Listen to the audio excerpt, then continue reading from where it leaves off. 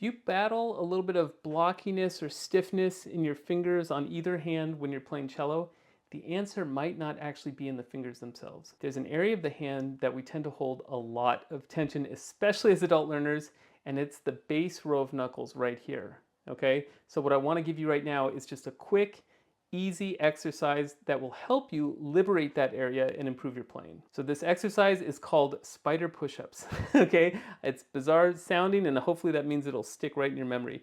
What we're going to do, try it with me right now. You don't need your cello. Take your left hand and make like a little table. Take your right hand, make a spider. Okay, five-legged spider, including the tip of your thumb. The legs go on the tabletop. Okay, and then you're going to collapse from the base row of knuckles, and so it's almost like the spider crouches down, or like the bottom of a push-up, you can imagine, and then it returns. And that's the top of the push-up. 1, 2, like that, okay? Now, even though it's called spider push-ups, we're focusing on the sinking down part, because the top of the push-up, that's like having a stiff bow hold, okay? So if we play with stiffness, we know how to do that just fine, okay? The trick is, how can we coax this base row of knuckles right here and get that as close to the other palm as possible, okay? And so you just sort of, it might feel very strange at first, and it might be very difficult at first. Of all the things we do with our hands playing cello, I think that kind of flexibility is one of the things that really doesn't translate to anything else we do in daily life. So you might just not be incapable or inflexible, but just unpracticed in moving in this way. This is great for both hands, so please make a tabletop on your right hand and just add your left hand spider, and same thing, collapse it down, okay? When I'm doing this, I don't care about, like alignment with the wrist and the form, any of that stuff. I just want to make sure my fingertips are not swishing around and losing place, and that the base row of knuckles is what's collapsing. So I'm not doing this, for example. This is, I guess technically my hand's getting closer, but I'm not really collapsing from the knuckles. I'm just doing this motion.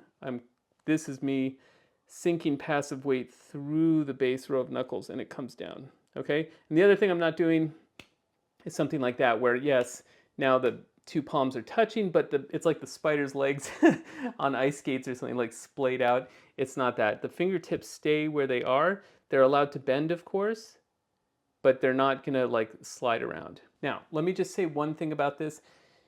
For adult learners, I think it can be very easy to kind of chalk things up to, I didn't start when I'm 6, I started when I was 60, so I'm just not flexible and I have a little bit of arthritis, so I'm just going to learn how to play with these limitations. This is one area where I think you might truly shock yourself if you just kind of work on these spider push-ups. You might end up way more flexible than you thought. And if you're wondering, what would this really help?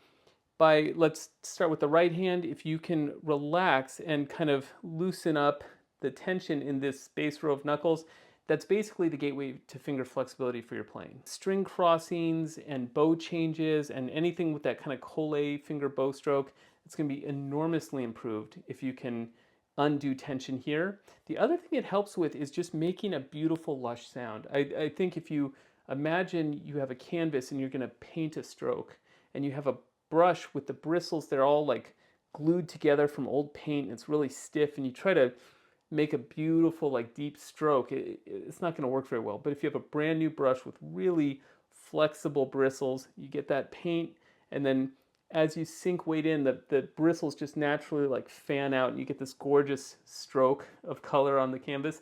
That's what it's going to be like. For the left hand, the ability to relax this base row of knuckles will improve your fourth finger if you're struggling with that, because if you can collapse those knuckles just a little bit while you're playing, that brings your hand closer to the fingerboard, and then when you had maybe a kind of a kickstand straight pinky, suddenly, oops, now it's got a bend and it's much more comfortable.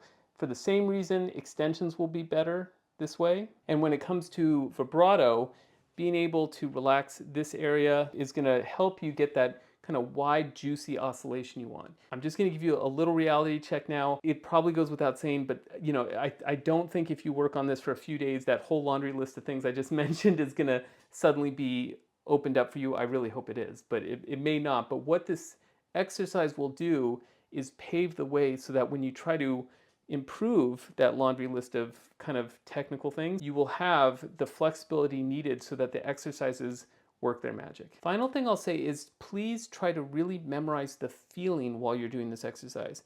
Of course, you want to visually, it's great to visually see your knuckles collapsing, the base row collapsing more and more as you do it. That's great, but you need to memorize the feeling because that's what's going to let you transfer this exercise, the spider push-up, into your actual playing. So you'll be playing a passage later on in a practice session, and you could take 2 minutes and be like, okay, let me just stop, check in. Yep, I've been working hard, and lo and behold, I can tell I'm tense in this base row of knuckles. Can I recreate that feeling I developed with the spider push-up? And now let me try play the passage again and see if I can incorporate that feeling I've memorized. So I hope that helps. And if it did, please consider subscribing to my channel. I'd really appreciate it. All right, see you next time.